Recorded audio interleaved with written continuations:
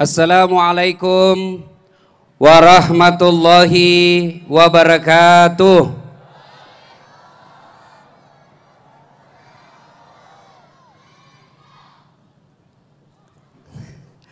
Alhamdulillahi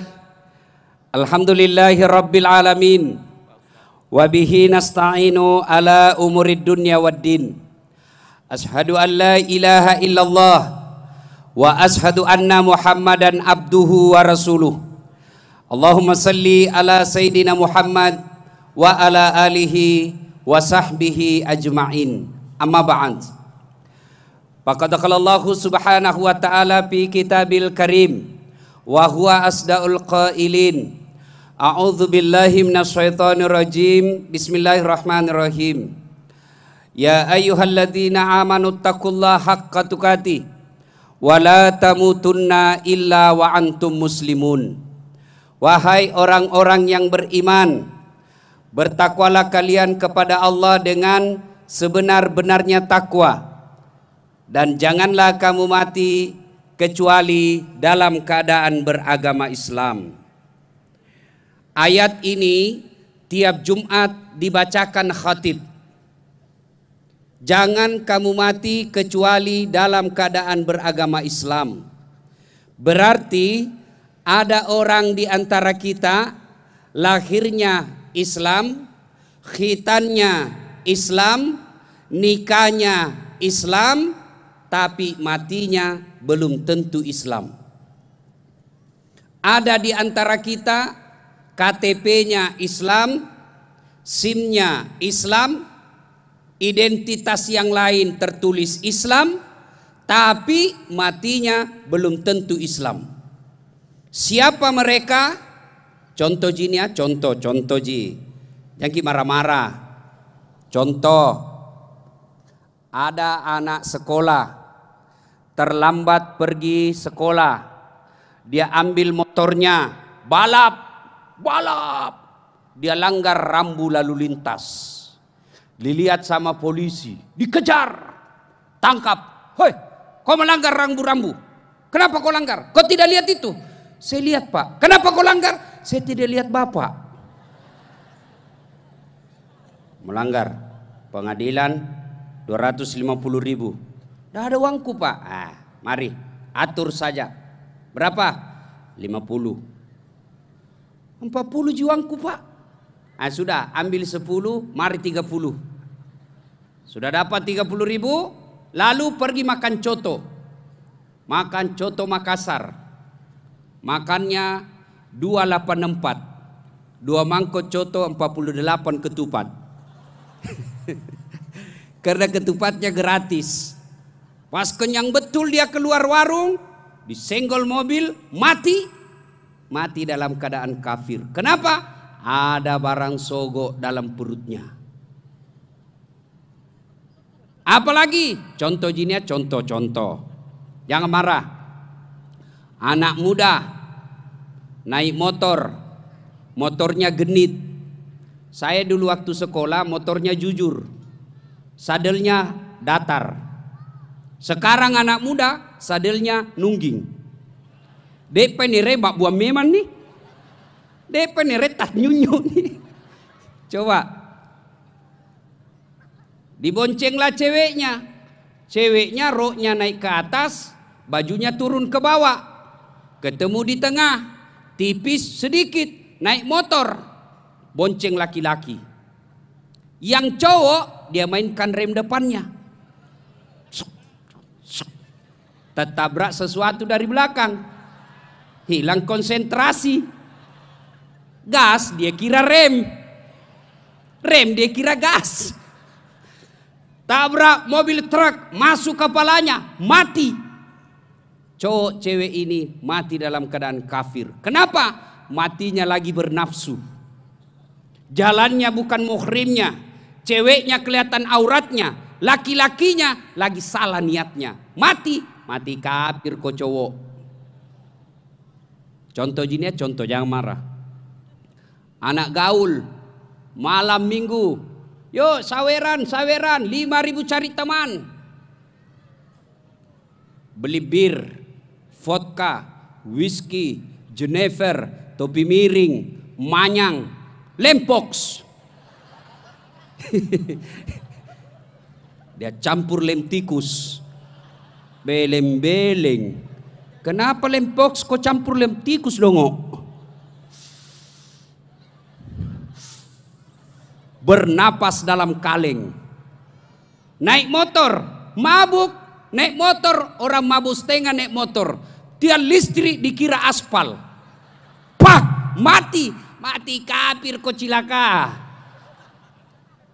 Nak muda, silakan jadi anak gaul, anak ben-ben, anak motor-motor, anak gondrong-gondrong, silakan. Tapi jangan dekati yang namanya minuman khamar, minuman keras.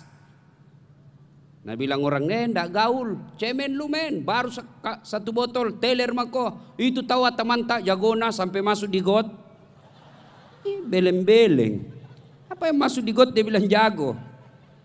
Saya dulu kalau nak bilang temanku, kampungan lu men, aku bilang biar mi daripada kau ndak ada kampungmu. Nah, siapa lagi? Contoh. Pedagang. Ada pedagang di sini? Itu di belakang banyak. Barang palsu dia bilang asli. Asli. Tongem moko. Betul. Karena kita sama-sama Bugis. Saya jualkan kamu aslinya. Padahal palsu. Beli. Makan. Hasil nipunya dia makan. Mati. Kafir. Itulah sebabnya setiap hari Jumat Allah ingatkan kita, jangan kamu mati kecuali dalam keadaan beragama Islam. Tuh. Wa qala aidan, bismillahirrahmanirrahim. Ya ayyuhalladzina amanu dukhulu fis silmi kaffatan wa la tattabi'u khutuwatis syaitan innahu lakum adu mubin. Wahai orang-orang yang beriman, masuklah engkau ke dalam Islam secara sempurna dan janganlah engkau ikuti langkah-langkah setan, karena sesungguhnya setan itu musuh yang nyata bagi kalian. Nah, di tengah-tengah kita ada setan, Pak. Ada kira-kira setan? Ada. Setannya apa? Bukan pocong, bukan popok, bukan parakang. Tapi apa setan yang ada di tengah-tengah kita? Bentuknya handphone. Tuh ibu-ibu orang sudah ceramah masih menggosok. Dengar ceramah mah download. Dengar, simpan dulu HP-nya Bu, simpan dulu ya. Kita dengar ceramah dulu. Ada langsung baleki Ustadz baru selfie. Ustadz Dasat lagi ceramah, langsung update status. Sudah 55 umurnya masih selfie-selfie. Tomato kajili-jili.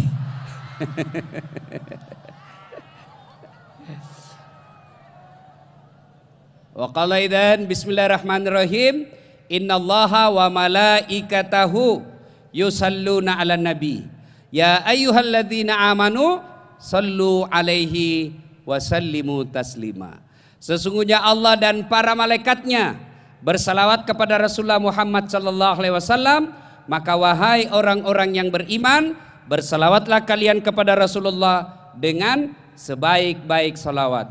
Shadaqallahul azim, maha benar Allah dengan segala firman-Nya.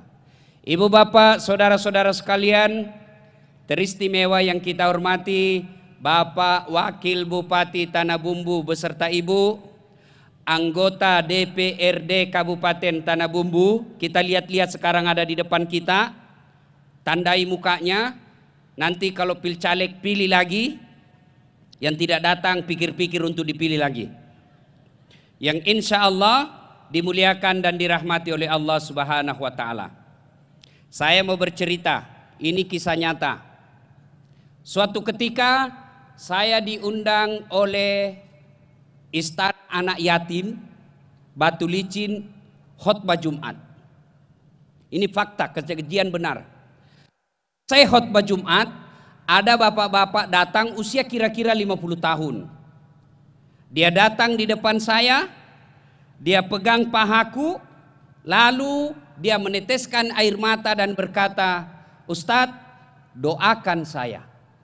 Ilo doang kak kasih Ustadz. Saya bilang, kenapa ki Pak? Begini Ustadz, 4 tahun saya merantau bisnis alat berat. Alhamdulillah sukses. Tapi 2 bulan terakhir ini Ustadz saya bangkrut. Andai saja saya bangkrut tidak masalah. Tapi saya bangkrut dengan meninggalkan utang. Saya mau pulang kampung ke Sulawesi, malu tinggalkan kampung pulang bawa utang. Saya mau tinggal di sini, dikejar-kejar saya sama yang punya uang. Mobilku habis disita Ustadz, tolong doakan saya. Saya bilang, baiklah Pak. Sebelum saya doakan, tolong jawab pertanyaanku dengan jujur. Jangan ki bohong di. Iya Ustadz. Pertama, pertanyaan saya, bagaimana sholatnya Bapak selama ini? Apa dia bilang? Oh itu dia Ustadz.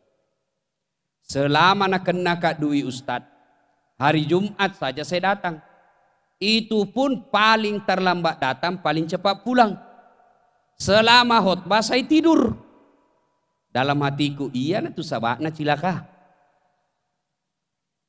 2, saya tanya lagi, tolong jawab dengan jujur.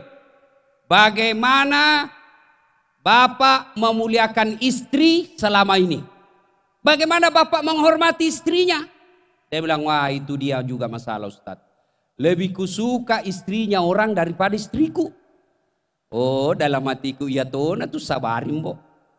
Yang ketiga saya tanya lagi, bagaimana Bapak menghormati orang tua selama ini?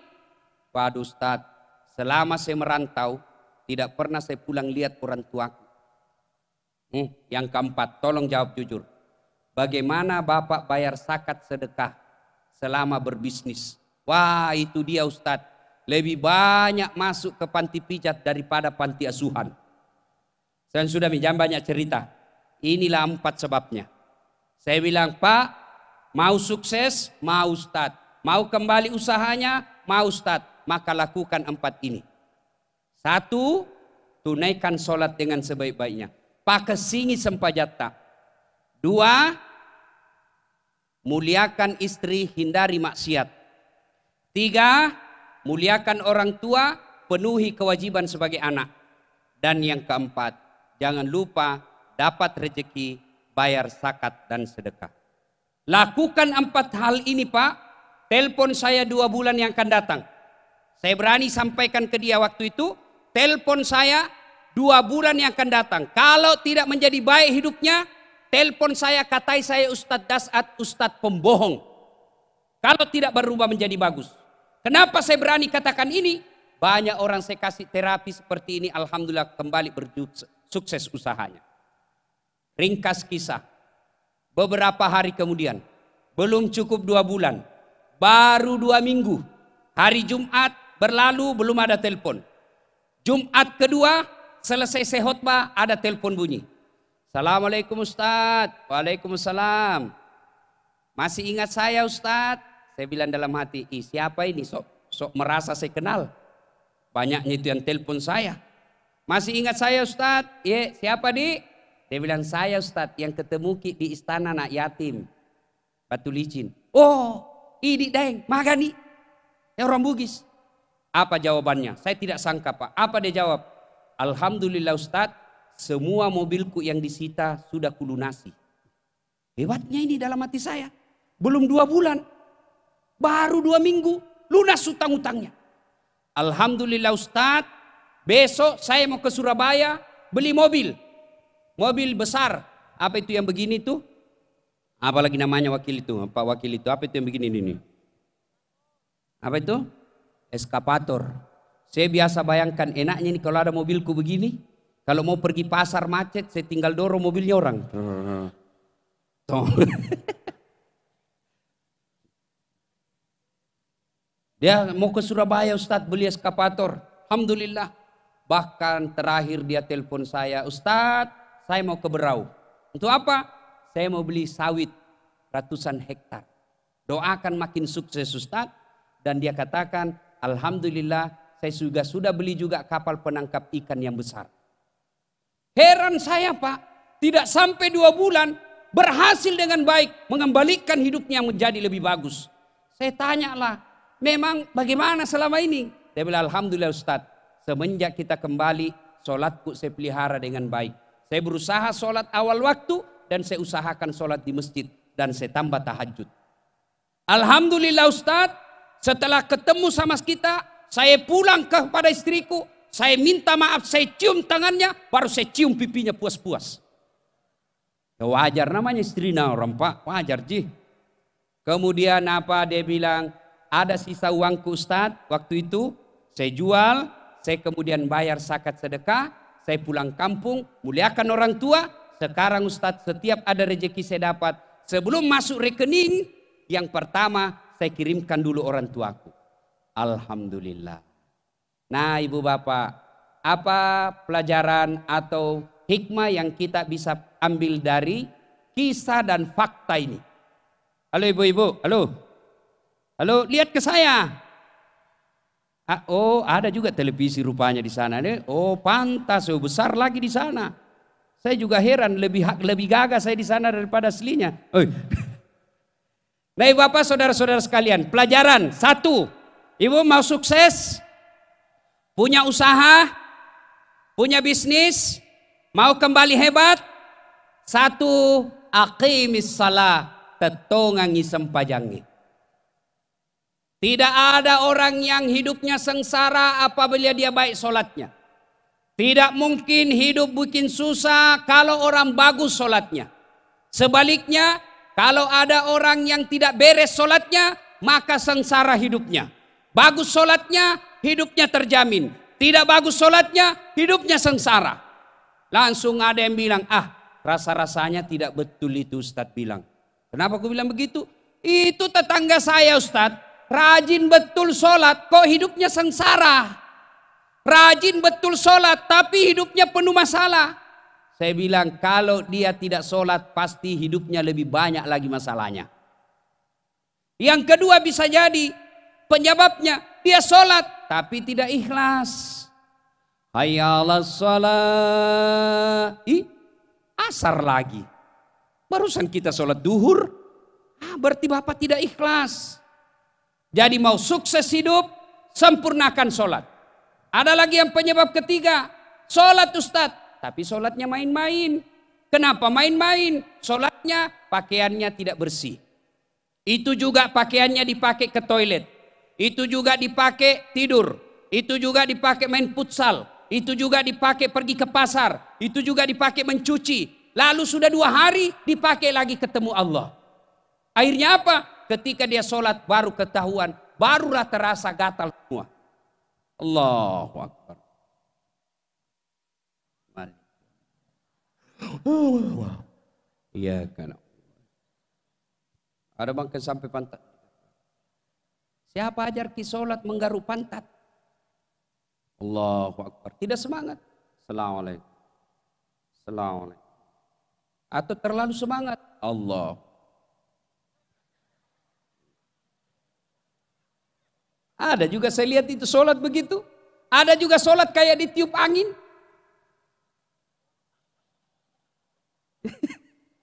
Ini Pak Guru kok bos. Ada juga sholat menghayal.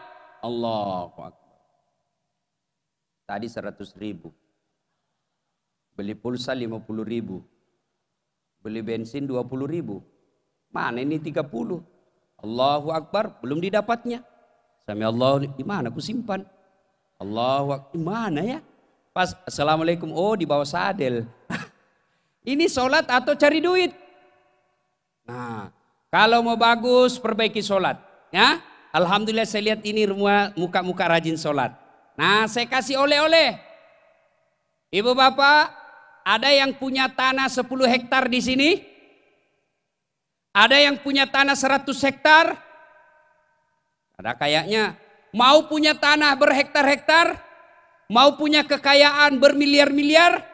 Tentu mau. Allah sediakan fasilitasnya apa? Ada yang disebut sholat sunat fajar. Sholat sunnah 2 rakaat sebelum azan subuh. Bapak lakukan 2 rakaat itu kata Nabi. Ketika di akhirat nanti ditimbang amalnya, maka 2 rakaat itu lebih berat daripada dunia dan isinya. Coba. Jadi kalau kita merasa miskin, tidak punya rumah, tidak punya tanah, mau punya miliki dunia dan isinya, caranya gampang. Gimana caranya Ustadz? Sholatlah 2 rakaat sebelum azan subuh. Tapi kalau sholat subuhnya jam 6 pagi, wabillahi taufiq wal hidayah, tidak dapat lagi, sudah terlambat. Misal masuk waktu subuh pukul 5.00, kira-kira 10 menit sebelum pukul 5 kita sholat 2 rakaat, maka nilai pahalanya kelak di akhirat ketika ditimbang pahalanya lebih berat itu dunia dan isinya, lebih berat yang 2 rakaat ketimbang dunia dan isinya. Tuh, apalagi sholat apalagi? Ada yang disebut sholat duha. Ibu-ibu mau bantu suaminya cari nafkah? Mau bantu suaminya cari nafkah? Mau Ustadz, maka ibu-ibu akan lebih bagus tinggal di rumah sholat duha. Berapa rakaat Ustadz? 2 rakaat. Maksimal 8 rakaat. Artinya 2 rakaat boleh, 4 rakaat boleh, 6 rakaat baik, lebih bagus lagi 8 rakaat. Bagaimana caranya Ustadz? Sama cara pelaksanaan sholat sunnah yang lain. Cuma beda niat. Kalau tahajud niatnya tahajud. Waktunya malam hari. Syaratnya harus sudah tidur. Berapa lama tidur? Meskipun 10 menit sudah boleh. Contoh, jam 11 malam tidur. Pas jam 11.10 menit terbangun, maka sudah boleh sholat tahajud di situ. Tapi waktu yang paling bagus jam 3, jam 4 dini hari. Tujuannya apa? Karena biasa kalau kita bangun sholat tahajud jam 2, kemudian tidur jam 3, biasanya sholat subuhnya jam 7 kesiangan. Maka lebih bagus sholat tahajudnya di pukul 4 menjelang subuh. Kalau sholat duha waktunya pagi hari. Jam berapa Ustadz? Kira-kira jam 9. Berapa rakaat? 2 rakaat boleh. Bagaimana niatnya? Boleh dilafazkan dalam bahasa Arab, boleh juga dilafazkan dalam bahasa Indonesia. Misal, contoh ibu, bahasa Arabnya, sholli sunnatal duha, raka'ataini lillahi ta'ala, Allahu Akbar. Itu bahasa Arab. Mau bahasa Indonesia, saya niat sholat duha, 2 rakaat, sunnah hukumnya bagi saya, lillahi ta'ala, Allahu Akbar. Tidak tahu bahasa Arab, tidak tahu juga bahasa Indonesianya Ustadz, susah hafalnya, ambil cara pintas. Gimana caranya? Berdiri tegak, menghadap ke kiblat, baru bilang maki dalam hati, Tuhan, sampai sunat duha karena Allahu Akbar. Boleh. 2 rakaat berikutnya ulang lagi, Tuhan, masih seperti yang tadi, Allahu Akbar. Boleh, benar boleh. Yang tidak boleh kalau sudah takbir lalu mengucapkan bahasa Indonesia.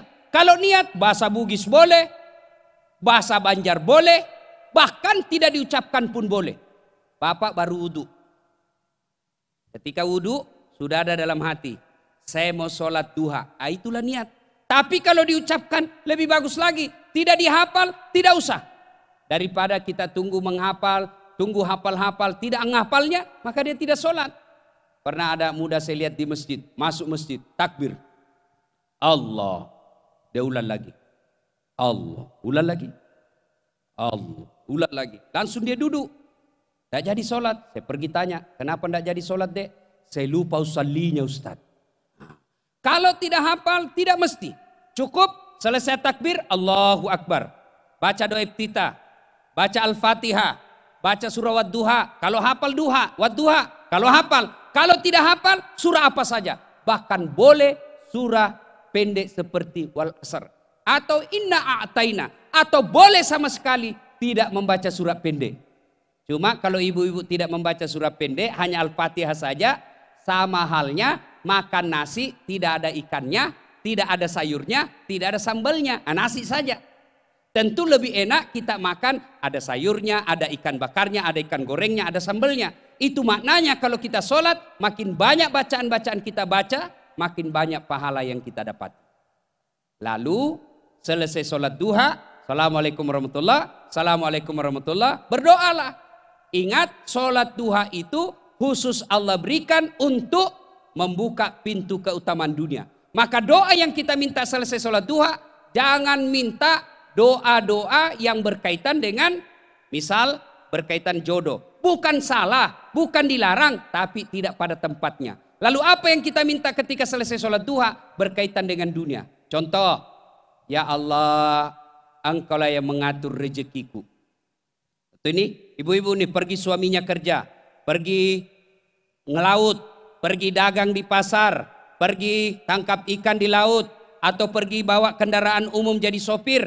Maka istri yang baik, dia tinggal di rumahnya sholat duha. Selesai sholat duha dia berdoa, ya Allah, Engkau yang mengatur rezeki suamiku. Jika rezekinya masih di atas langit turunkan, jika masih dalam tanah munculkan, jika masih jauh dekatkan, jika masih dekat masih kurang cukupkan, dan yang lebih penting ya Allah berkahkan. Nah ulang, dengar doanya baik-baik ya. Ya Allah, Zat yang mengatur rezeki kami. Jika rezeki suamiku masih di atas langit turunkan, jika masih dalam tanah munculkan, jika masih jauh dekatkan, jika masih sedikit cukupkan, dan yang lebih penting dari itu ya Allah berkahkan. Selesai itu telepon suami. Alangkah bahagianya kita seorang suami.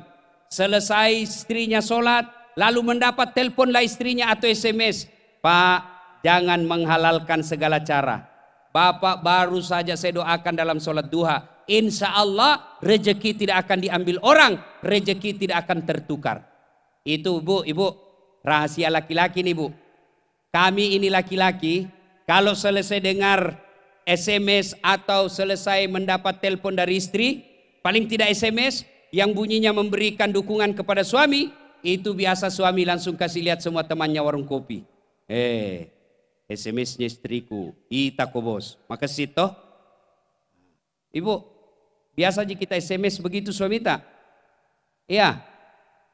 Biasa, tapi paling SMS-nya ibu dari rumah, jangan lupa singgah beli gas. Sholat duha, adik-adik remaja, ini contoh pribadi saya. Bukan mau sombong, bukan mau takabur. Alhamdulillah, sejak SMP terbiasa sholat duha. Selesai sholat duha, saya berdoa kepada Allah. Ya Allah, Engkaulah sumber segala ilmu pengetahuan. Bukakan pintu hati dan pikiran saya dalam menuntut ilmu. Berikan saya kemudahan dalam berpikir, kemudahan dalam pemahaman. Alhamdulillah, baca Al-Fatihah, selesai. Jadi waktu SMA, begitu bunyi bel, teman-teman pada lari ke kantin. Saya masuk ke musola, sholat duha dulu. Selesai sholat duha, saya berdoa kepada Allah. Selesai berdoa, barulah saya ke kantin. Kalau ada uang. Kalau tidak ada uang, carian orang kaya ndongo. Ada PR? Ada. Kerjakan dulu dasar. Gampang. Tapi belikan dulu jalan kote. Barter ki bos. Selesai, baru berdoa kepada Allah. Alhamdulillah, dengan doa itu saya yakin Allah kabulkan doa saya. Alhamdulillah sekolah lancar. Sarjana 2. Master 1. S3 2. Doktor saya ada 2. Sarjana saya juga ada 2. Bagaimana caranya? Saya tidak juga tahu caranya. Caranya saya rutinkan sholat duha. Adik-adik mau sukses sekolah dengan baik, merantau ke Samarinda, merantau ke Balikpapan, merantau ke Banjarmasin, merantau ke tanah leluhur kalau dia orang Bugis ke Sulawesi, maka jangan lupa biasakan sholat duha. Sholat duha tidak dibayar. Selesai sholat duha, mintalah pertolongan kepada Allah. Nih yang kedua. Tadi sholat fajar. 2, sholat duha. Yang ketiga yang mesti kita lazimkan adalah sholat sunnah taubat. Ini terutama bapak-bapak yang sudah bau-bau kubur. Yang sudah pensiun. Tapi kematian itu tidak harus tua dulu.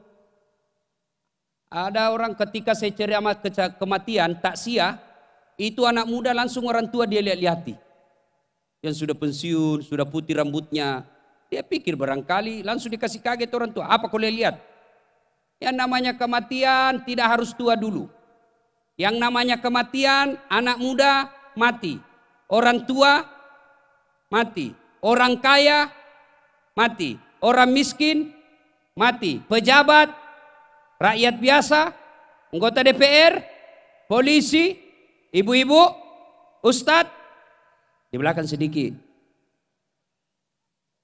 Nah ibu bapak saudara-saudara sekalian, nah ketika usia kita makin uzur, maka sholat yang paling bagus kita lakukan adalah sholat sunnah taubat. Kapan waktunya Ustadz? Selesai sholat maghrib menjelang isya. Boleh selesai duhur? Boleh. Boleh sebelum duhur? Boleh. Boleh setelah isya? Boleh juga. Tapi waktu yang paling bagus selesai salat maghrib, menunggu isya, maka kita sholat taubat, 2 rakaat salam, 2 rakaat salam, 2 rakaat salam. Berapa rakaat jumlahnya? Maksimal 6. Di sujud terakhir, selesai atau selesai sholat, bertobatlah kepada Allah. Mohon ampunan kepada Allah. Ya Allah, ampuni saya. Ya Allah, kemarin saya hilap di kantor. Saya pegang tangannya sekretarisku, dia pegang Kak juga. Akhirnya aku pegang-pegang, ya Allah. Ampuni dosa dan kesalahan saya. Dan yang lebih penting dari itu, ya Allah, berikanlah saya kesanggupan dan kemampuan untuk tidak mengulangnya. Nah ibu bapak, saudara-saudara sekalian, inilah resep pertama.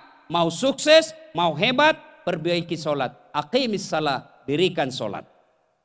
Yang kedua, belajar dari kisah yang saya sampaikan tadi. Yang kedua, hindari maksiat, hindari dosa, berbuat baik kepada istri, muliakan suami. Alhamdulillah saya lihat ini ibu-ibu soleha. Ibu-ibu mau jadi istri yang soleha? Mau? Bawa pulang ini resepnya. Gampang sekali menjadi istri yang soleha. Bagaimana caranya Ustadz? Rumusnya sederhana. R-E-N-A-H. Bacanya Rena. Apa itu Rena? R. Ramah. Istri yang soleha bertutur kata yang sopan dan santun kepada suaminya. Tidak pernah bicara kasar. Karena tanpa ridho suami, maka istri susah masuk surga. Maka istri yang baik, tutur katanya, tabe daeng. Ini mi, terserah kakanda. Kalau itu yang baik, aku pasrah. Istri yang baik, datang suaminya, disambutnya, Assalamualaikum kakandaku Arjunaku. Lalu disambutlah oleh suaminya, Waalaikumsalam adindaku Sri Kandiku. Istrinya pun berkata, itawa bapak suamiku gagahnya hari ini. Langsung dia bilang suaminya, berarti saya jelek kemarin. Nah ini juga suami yang tidak tahu dipuji. Ramah, jangan sampai kita istri kasar ngomong sama suami. Baru pulang suaminya terlambat, langsung dia buka pintu. Dari mana kau lagi dongok? Ila bolongnya terlambat si lisu. Jangan sampai seperti itu. Muliakan. Kadangkala juga ada istri, dia mau tunjukkan bahwa suaminya diatur. Jangan. Ada istri, datang temannya suaminya, datang keluarga suaminya, bahkan di depan mertuanya dia kasar kepada suami. Kalau kasar di depan suami, lalu ada mertua, maka ketika ada masalah, siapa yang tolong ibu? Contoh ya. Kalau ibu kasar di depan suami, bicara kasar sama suami, tidak menghargai suami, lalu suami ketemu ibunya, maka ibunya panggil sini. Sini kau dulu nak. Banyaknya uangmu, tingginya sekolahmu, setengah mati kujualkan kau sawah supaya tinggi sekolahmu, supaya tidak hina korang. Nah istrimu sendiri yang hina kau. Apa gunanya itu istrimu? Jak bawa nak, abengi. Mak bene sih kau. Hancurlah ibu. Kenapa? Karena ibu tidak menghormati suami. Tapi coba kalau menghormati suami. Di depan mertua kita hormat. Begitu suami mau macam-macam, datang ibunya. Dia akan berkata, mari ngerek kok. Sadar kok. Jangan kasih begitu istrimu. Kalau kau kasih begitu istrimu, tidak halal air susuku. Maka ibu mulai hari ini sopan bicara sama suami. Ya, bisa ibu? Tutur kata yang lembut. R. Yang kedua, R-E. Apa itu E? Elok. Istri yang soleha berpenampilan cantik dan menarik di depan suami. Alhamdulillah ibu-ibu malam ini cantik semua. Tapi Nabi bilang ibu-ibu bapak-bapak di Makassar, iya cantik kalau mau ikut pengajian Ustaz. Giliran mau tidur sama kita daster 3 hari tidak ada cuci nak pakai. Pulang ke kantor tali BH kelihatan. Bau minyak gosok. Dikasih tahu, kasih baik-baik saya itu kelihatan semua tali BH-mu. Apa Nabi bilang? Jangan lihat BH-nya, yang penting rasanya bung. Ada juga begini. Bagaimana tahu suami tidak suka keluar rumah. Di kantor dilayani sekretaris yang cantik. naik pesawat bisnis kelas, sampai di Jakarta eksekutif kelas, sampai di rumah pelayanan kelas ekonomi. Di kantor kita lihat televisi, lihat artis cantik-cantik nonton. Suaminya nonton, lihat artis yang cantik-cantik, mulus-mulus bersih. Balik lihat istrinya, badak pica. Ada di sini ketimun. Pakai UKC, angkat kakinya di atas kursi. Balik suaminya menguap. Oh, langsung suaminya meledai seperti King Kong. Mana anda menderita? Ya ibu. Maka istri yang soleha berpenampilan cantik dan menarik. Bahkan Nabi jelaskan sebaik-baik penampilan seorang wanita adalah ketika ada suaminya di rumahnya. Maka mulai malam ini mau tidur ibu seksi. Pakai memami pakai yang balut cantik. Kalau perlu pakai baju renang. Yang penting jangan juga berlebihan. Ya. Yang mentang-mentang sudah dengar ceramah malam ini, besok mau pulang suaminya dari laut, dia kuncir 3 rambutnya.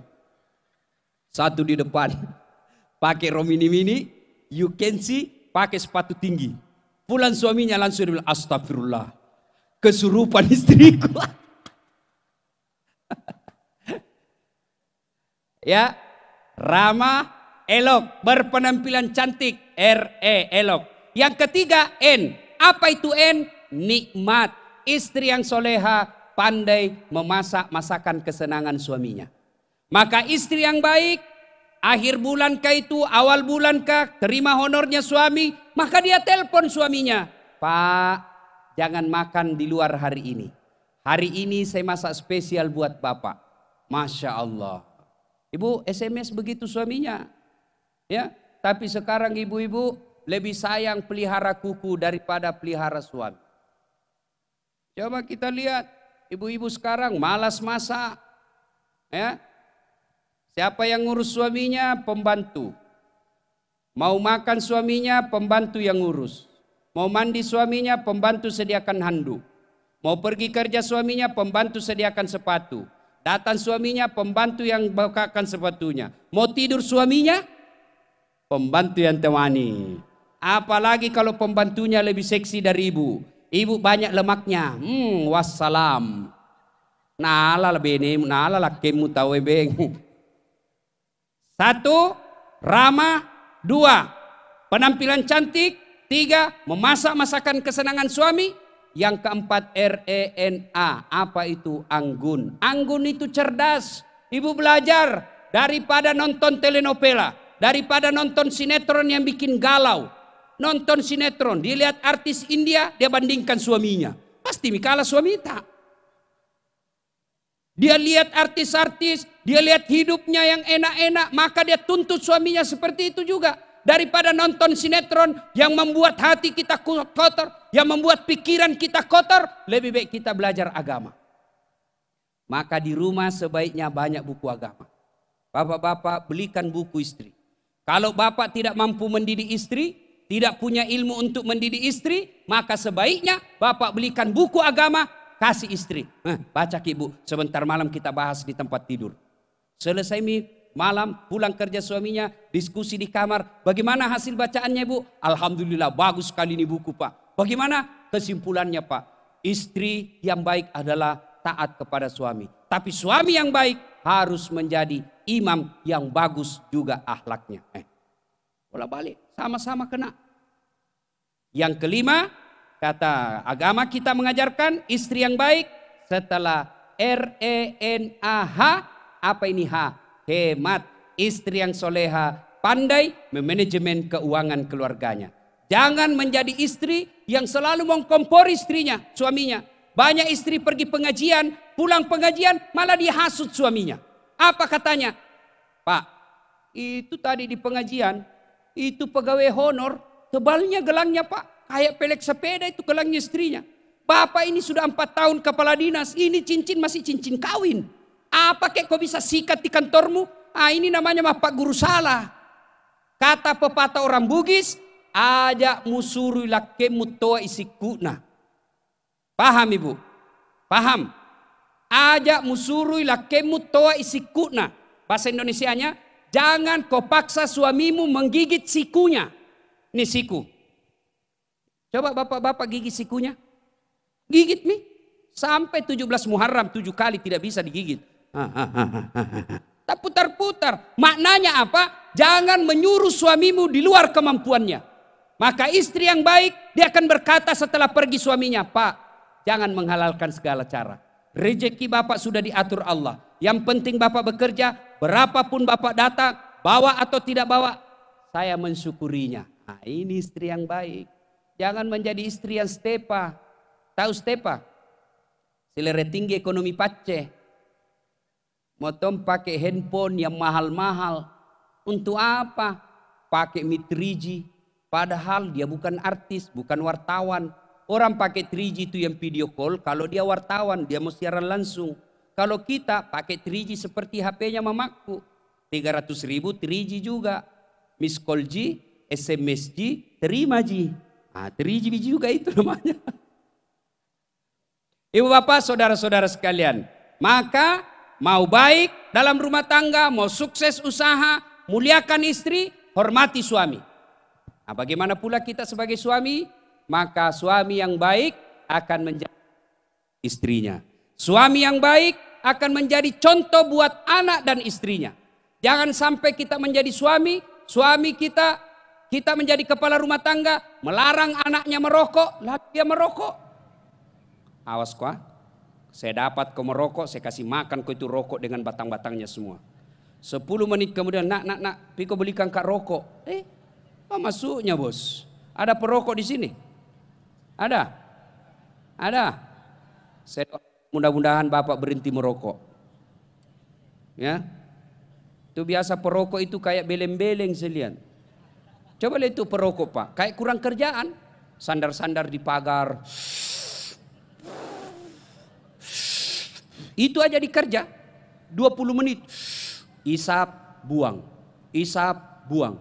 Isap, buang. Sekali-kali isap kunyah. Yang merokok saya doakan mudah-mudahan berhenti merokok. Niatkan pembeli rokok saya tabung untuk umrohkan istri saya. Nah, insya Allah. Jadi suami harus menjadi teladan buat istri kita. Jangan sampai kita bilang sama anak istri kita larang. Jangan bicara kasar. Begitu kita marah kita kasar. Bahkan memaki-maki istrinya. Coba saya tahu begini saya tidak nikahi kau. Apalagi tidak nadua anakmu. Kasar tidak pernah. Rasulullah Sallallahu Alaihi Wasallam sangat memuliakan istri beliau. Salah satu akhlak mulia Rasulullah, tidak pernah memanggil istrinya dengan panggilan nama istri. 11 istri Nabi semua ada panggilan kasih sayangnya. Khadijah beliau panggil Ummul Mukminin, ibu orang Islam. Aisyah beliau panggil Khumaira. Apa itu Khumaira? Yang kemerah-merahan pipinya karena memang Siti Aisyah merah delima pipinya. Maka suami yang baik panggil istri kita dengan panggilan kasih sayang. Misalnya Pak ya, istri kita mancung hidungnya, panggillah, wahai istriku yang termancung hidungnya di pagatan.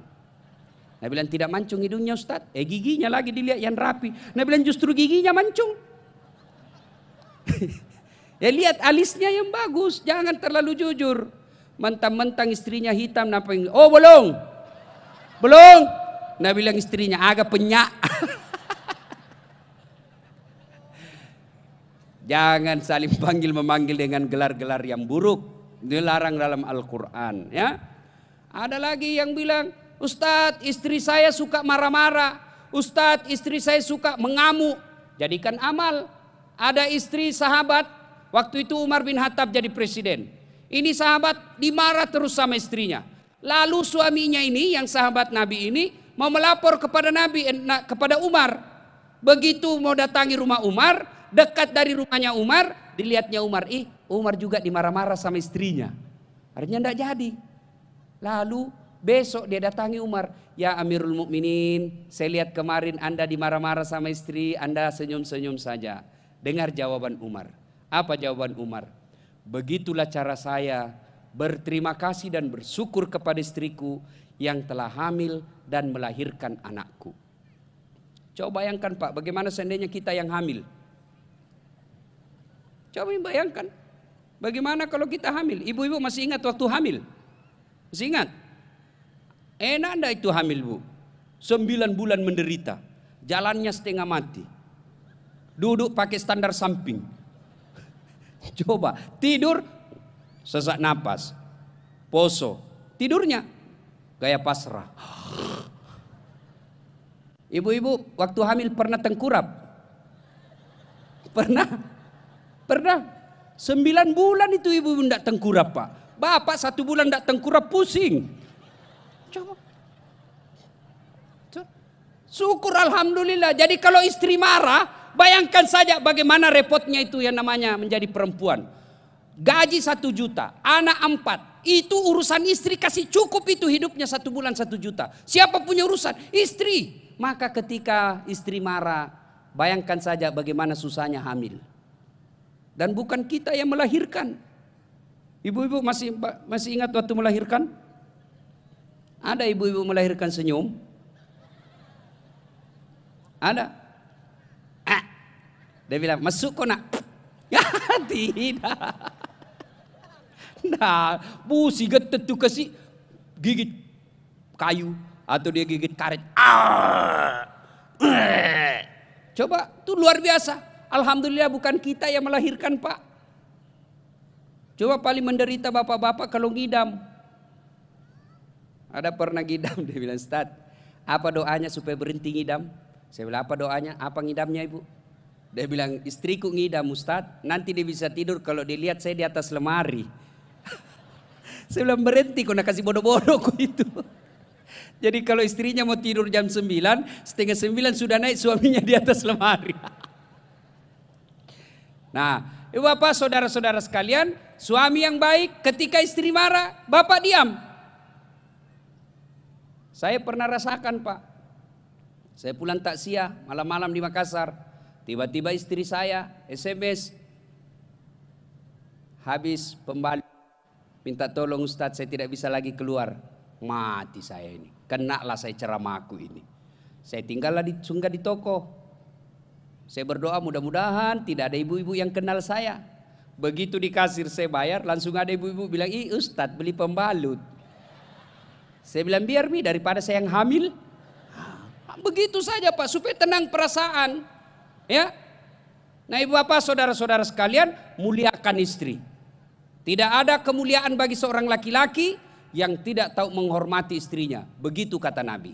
Nah, istri sopan kepada suami, suami menghormati istrinya.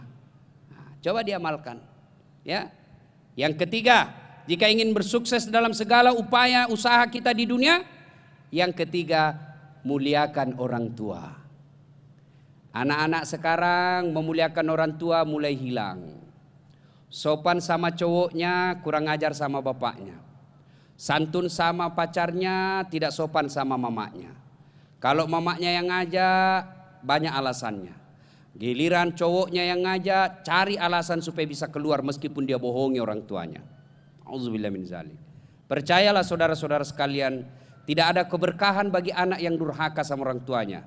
Imma yablughanna indakal kibra ahaduhuma au kilahuma fala takullahuma uf wala tanharhuma wa kullahuma kaulan karima. Itu perintah agama. Jangan berkata saja, bicara kasar saja. Dilarang dalam agama, apalagi sampai meneteskan air mata orang tuanya. Saudara-saudara sekalian, mau sukses dagang, mau sukses upaya kita, apapun pekerjaan kita, muliakan orang tua. Salah satu cara memuliakan orang tua yang mulai hilang di tengah-tengah kita, tidak sopan ketika telepon sama orang tua. Contoh, adik-adik atau bapak-bapak nih, menerima telepon, ibu kita lagi telepon, ya, tiba-tiba menelpon kita punya bos, anggaplah menelpon kepala dinasnya. Ini Satpol PP ditelepon sama kepala dinas, atau Satpol PP ditelepon sama bupatinya.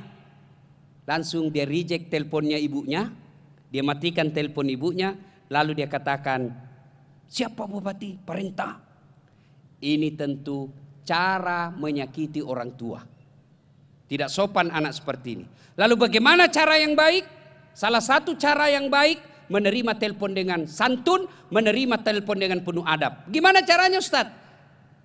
terima teleponnya Pak Bupati, lalu disampaikan, Pak, mohon maaf, saya lagi online, lagi terima telepon ibu saya.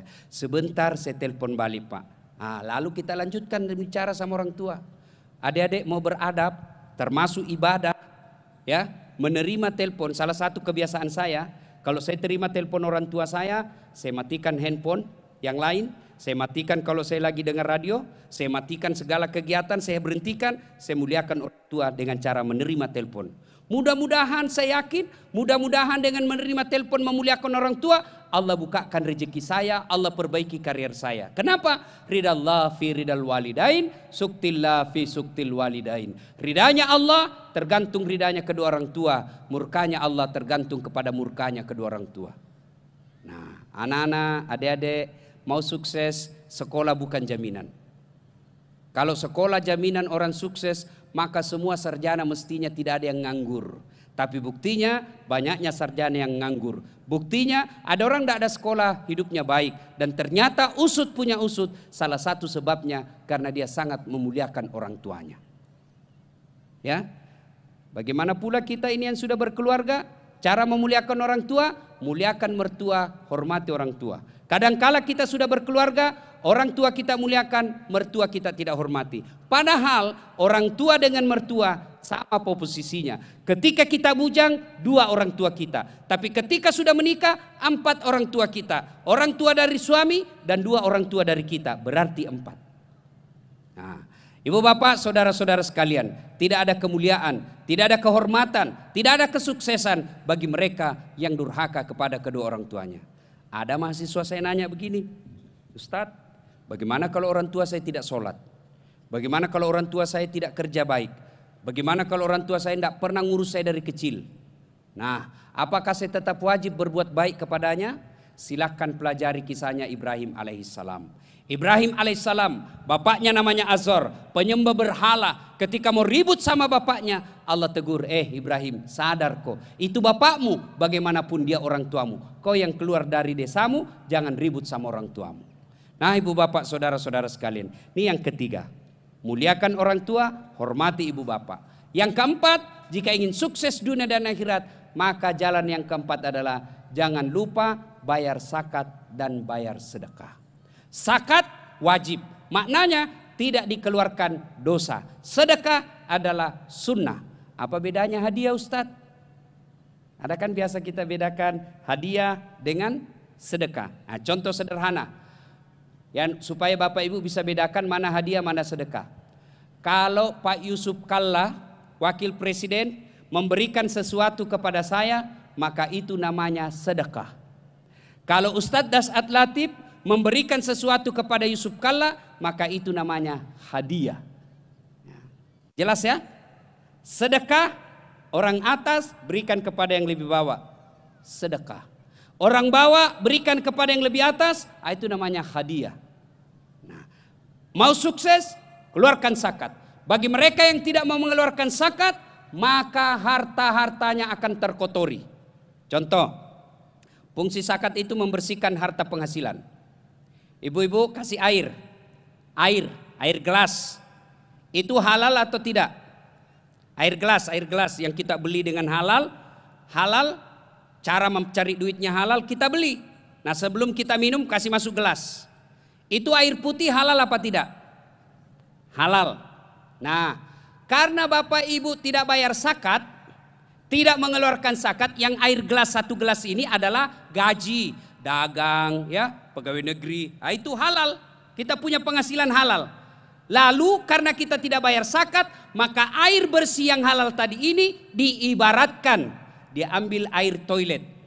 Tahu air toilet, Ibu? Tempat kita buang air besar atau air got. Ambil air got. Sudahlah, air got. Ambil 1 tetes saja. Yang hitam itu kotor, yang kita lihat ada orang buang air besar dari sana. Lewat zaman saya kecil dulu, mandi di sungai, di atas buang air besar, kita mandi di sini pakai sampo. Nah, kita tiba-tiba kasih masuk di got itu tangan, lalu ditetesi 1 tetes. 1 tetes saja yang air bersih tadi masuk ke dalam. Kira-kira Bapak Ibu masih mau minum enggak itu air? Masih mau minum? Pasti tidak. Begitulah harta yang kita cari secara halal, kita cari secara benar, memenuhi kriteria halal haram, lalu karena kita tidak bayar zakat, maka sesungguhnya sama kita minum air yang bernajis. Kalau Imam Al-Ghazali menjelaskan, orang bayar zakat itu kan ada orang bilang begini, saya yang cari uang, saya yang kerja, masa saya mau keluarkan, ini kan hak saya. Nah, sama ceritanya begini, Bapak Ibu beli pisang, kemudian kalau kita beli pisang Ibu, dimakan tidak semua itu pisang? Makan semua? Ada yang dibuang? Mestinya tidak usah dibuang dong, kan kita yang punya, beli uang kita, ya makan semuanya dengan kulit-kulitnya. Maka orang yang tidak bayar zakat sesungguhnya sama dia makan pisang dengan kulitnya. Kalau kulit pisang masih enak makannya Bu, tapi kulit durian, Andre lah Bu aja. Itulah orang yang tidak mau bayar zakat. Kalau dia tidak mau bayar zakat, maka Allah paksa keluar duitnya. Dengan cara apa? Jangan heran ada orang kaya tapi malas mengeluarkan zakat, maka anaknya susah mendengar kata-kata, susah dinasehati, susah diberitahu yang benar. Kenapa? Yang membentuk darah daging anaknya barang haram. Kok bisa haram? Karena dia tidak bayar zakat. Jadi kalau ada orang biasa minta doa, Ustaz, untuk anak saya penenang hati, ya, itu yang paling penenang hati, beri makan anak kita yang halal. Salah satu sebab anak kita makan barang haram karena kita tidak tahu mengeluarkan zakat dan sedekah. Alhamdulillah, sepanjang hidup saya tidak pernah saya melihat orang bangkrut gara-gara membayar zakat. Justru orang yang pelit, yang biasanya susah hidupnya dan sengsara akhir hidupnya. Saya melihat pengalaman saya pribadi, semakin banyak mengeluarkan zakat, semakin banyak mengeluarkan sedekah, maka Allah ganti dengan cara yang tidak disangka-sangka. Contoh ini ya saya alami. Beberapa saat yang lalu saya pergi mengambil cucian saya di laundry. Waktu saya ambil itu laundry, saya kasihlah penjaganya yang di depan itu customer service-nya 4 orang. Saya kasih duit 100 ribu. 100. Tukang parkirnya saya kasih 50. Berapa uang saya semuanya keluar Ibu? 4 customer service, 1 tukang parkir, 450. Pergi saya mengajar ke Unhas. Pulang mengajar, pagi-pagi saya pergi ambil laundry, pagi-pagi sore selesai mengajar saya pulang. Tiba-tiba bunyi telepon saya. Assalamualaikum Ustaz. Waalaikumsalam. Siapa ya? Saya ajudannya Pak Edi. Pak Edi siapa? Edi Baramuli. Oh, sekampungku itu. Kenapa beliau? Alhamdulillah sehat-sehat Ustaz. Saya diperintah beliau ketemu sama Ustaz. Ayo ya, ketemu di kantor ya, Jalan Kakak Tua, Makassar. Sudah, datanglah dia. Sampai saya di kantor, datang ketuk. Assalamualaikum. Waalaikumsalam. Masuk. Oh, saya yang telepon kita dia. Masuk Kideng. Duduk. Cerita, Pak Ustadz ini ada salam dari Pak Edi. Langsung ditarik kantongnya. Ada amplop tebal. Tapi Ustadz ini ada kiriman dari Pak Edi. Dalam hatiku saya bilang langsung, kenapa ada? Kok bisa? Saya lama tidak ketemu. Ini Pak Ustadz enggak tahu juga, tiba-tiba ada kiriman. Padahal dalam hatiku, cepat sudah, mari itu cepat. Sudah pulang. Berapa keluar duit saya tadi pagi Pak? Berapa? 450 ribu. Begitu saya buka itu amplop, berapa isinya? 15 juta. Coba. Banyak sekali pengalaman saya. Pernah lagi, saya pulang mengajar, saya lihat tukang cat naik sepeda. Tukang cat, orang tua naik sepeda. Pasti orang susah hidupnya. Udah, saya mau kasih duit. Setan gatal. Ketika kita mau berbuat baik itu Pak, setan masuk. Setan itu bisa jadi dalam bentuk keluarga. Ada bapak-bapak mau bersedekah 400 ribu dalam kantongnya. Begitu mau pergi didapat sama istrinya. Uang apa ini Pak? Mau beli semen, masjid lagi dibangun. Apa dia bilang istri? Sok kaya juga kamu. Mari tuh belikan cincin. Kalah sama istrinya. Istri seperti ini suaminya masuk surga, istrinya di blender. Kadang-kala kita sembunyi didapatnya juga itu ibu-ibu. Ada suami disimpan duitnya di bawah tempat tidur. Sudah itu disimpan lagi di bawah plastik, dibungkus lagi kertas. Didapat sama istrinya. Langsung istrinya bilang, Pak duit apa ini? Dia bilang suaminya, duit sial. Maksudnya saya sudah setengah mati sembunyi kok masih dapat.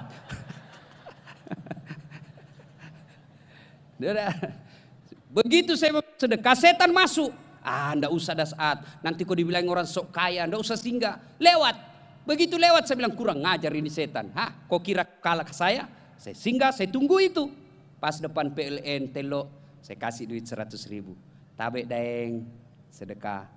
Keluar doanya, mudah-mudahan anak sehat walafiat, murah rezekinya, bahagia rumah tangganya, Allah gantikan secepatnya. Pergilah saya. Tiba-tiba siang-siang ditelepon saya yang punya pesantren di Pangkep, Ustadz Masrur namanya. Ustadz, sebentar malam ada Ustadz Samsi Ali, Imam New York. Gimana kalau kita ketemu di Wong Solo? Mohon maaf, saya janji istri saya makan malam hari ini. Sudahlah Ustadz, datang. Akhirnya saya telepon istri saya, Tabe sayang. Kenapa ketawa ibu? Saya kalau panggil istriku sayang. Cuma hati-hati kalau ibu tidak pernah dipanggil sayang sama suaminya. Tiba-tiba sudah 30 tahun suami istri, tiba-tiba dipanggil sayang. Hati-hati. Ada orang lama setiap dia dipanggil sayang, ada tamu. Sayangku buat air panas. Sayangku buka pintu. Tiba-tiba cucunya bilang, kakek romantis betul. Dia panggil cucunya, aja merukah, jangan ku ribut. Kenapa kek? Ku lupa namanya nenekmu. Bapak saudara-saudara sekalian, ya sudahlah, kasih. Saya pergilah malamnya. Ceramah Ustadz Samsi Ali, saya hanya mendengar. Begitu selesai acara, saya keluar, dikasihlah honor untuk Samsi Ali. Kasih. Apa kata Samsi Ali? Tidak usah. Jangan, tidak perlu. Saya sudah dapat tadi di dalam. Yang punya pesantren tadi langsung bilang, saya sudah niatkan harus keluar ini malam. Langsung dia tikungan ke saya. Kalau gitu Ustaz, saya bilang, tidak usah. Pada dalam hatiku, cepat ke sini. Berapa keluar duit saya pagi-pagi Pak? Saya kasih tukang cat, 100.000. Begitu saya buka amplop, berapa isinya? 10 juta. Kenapa ibu miskin? Kenapa bapak-bapak susah? Karena malas bersedekah. Coba mulai besok sedekah. Isi itu celengan kalau hari Jumat. Meskipun 100.000 daripada 10.000 tidak ikhlas. Lebih baik 100.000 ikhlas. Daripada sudah 10.000 tidak ikhlas lagi. Yang ketawa saya serius ini. Terlalu pelit. Tidak ada orang suka itu orang pelit Pak. Bahkan orang pelit sekalipun tidak suka sama orang pelit. Jangan kopi rumana seke. Padahal dia juga seke. Jak naruh seke. Sedekah Pak. Bapak-bapak, ada yang rusak, ada yang sudah setengah mati hidupnya, banyak penyakitnya, coba tolak bala dengan sedekah. Tolak bala. Sekalian saya luruskan. Alhamdulillah saya ingat. Orang-orang tua dulu sebelum datang Islam, mereka belum tahu, belum sampai dakwah kepada mereka. Mereka cara-cara tolak balanya apa? Mapan retasi. Orang dulu sebelum mereka sadar, sebelum mereka tahu dakwah. Sekarang tolak bala tidak boleh, jangan lagi begitu. Kalau masih ada seperti itu, bukan mapan retasi namanya, tapi apa? Mandriritasi. Tak makan, tidak apa-apa. Tapi jangan berpikiran bahwa tolak bala kasih makan ikan di laut. Lebih baik kasih makan anaknya tetangga atau janda-janda tua. Kasih makan itu. Jangan yang janda muda. Kalau janda muda banyak yang mau selesaikan. Janda tua bersedekah. Bapak misalnya sudah ke dokter kiri kanan tidak sembuh-sembuh, coba terapi dengan sedekah. Gimana caranya Ustadz? Bangun salat tengah malam, minta dalam namanya salat hajat, minta pertolongan kepada Allah. Ya Allah, Zat yang menyembuhkan, Engkaulah sumber segala kesehatan, Engkau yang bisa menyembuhkan penyakit saya. Tak ada manusia kecuali Engkaulah yang bisa menyembuhkan ya Allah. Ya Allah, sembuhkan penyakitku. Salah satu tolak bala saya ya Allah, saya bersedekah besok, saya bantu anak yatim piatu 1 juta. Insya Allah tolak bala. Coba amalkan itu. Gimana Bapak tidak susah hidupnya kalau pelit? Ya, bersedekah. Tidak ada orang bangkrut ketika rajin bersedekah. Ibu bapak saudara-saudara sekalian, solat, hindari maksiat, muliakan istri, hormati suami. Kemudian bayar zakat sedekah dan pandailah melaksanakan kewajiban memuliakan orang tua. Insya Allah 4 hal ini kita lakukan, maka maqamam mahmuda, Allah angkat derajat kita, derajat di dunia, dan insya Allah derajat di akhirat. Ibu bapak saudara-saudara sekalian, inilah tausiah kita pada taklim kita kali ini.